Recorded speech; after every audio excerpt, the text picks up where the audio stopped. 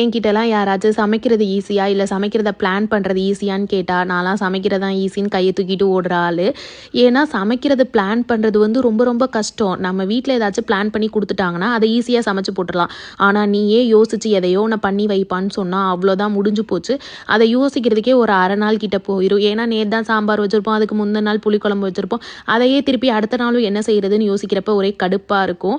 நேற்று அப்படி தான், தோசைக்கு என்ன சைடிஷ் பண்ணுறதுனே தெரியல.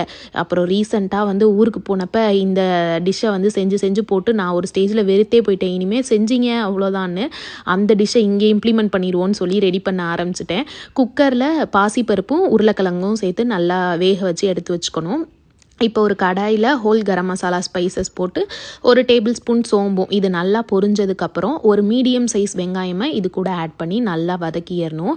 இது இந்த மாதிரி ஸ்டேஜ் வந்ததுக்கப்புறம் இது கூட ஒரு மீடியம் சைஸ் தக்காளி அதையுமே சேர்த்துட்டு கொஞ்சமாக கறிவேப்பிலை இதெல்லாம் போட்டு நல்லா வதக்கி எடுத்துடணும். இப்போ நம்ம வேக வச்சுருக்க இந்த பாசிப்பருப்பையும் உருளைக்கிழங்கையும் நல்லா ஸ்மாஷ் பண்ணிடணும். எல்லாம் ஒன்று சேர்ந்து வந்ததுக்கப்புறம் இந்த தக்காளி வெங்காயம் நம்ம வதக்கி வச்சுருக்கோம்ல அதில் சேர்த்து இதை மிக்ஸ் பண்ணிவிட்டு இதுக்கு ஒரு பேஸ்ட் அரைக்கணும். மிக்ஸி ஜாரில் தேங்காய், காரத்துக்கு ஏற்ற மாதிரி 3 பச்சை மிளகாய், கொஞ்சமாக பொட்டுக்கடலை இது எல்லாத்தையும் சேர்த்து நல்லா பேஸ்ட் மாதிரி, இதில் கசகசா இருந்தால் கூட சேர்த்துக்கலாம், என்கிட்ட இல்லாட்டி கூட டேஸ்ட் சூப்பராக தான் இருக்கும். நம்ம அரைச்சி வச்சுருக்க பேஸ்ட்டை இது கூட சேர்த்துட்டு நல்லா பச்சை ஸ்மெல் போகிற அளவு கொதிக்க விட்டுட்டு மேலே கொத்தமல்லி தலை தூவி இறக்கணும். சூப்பராக ரெடி.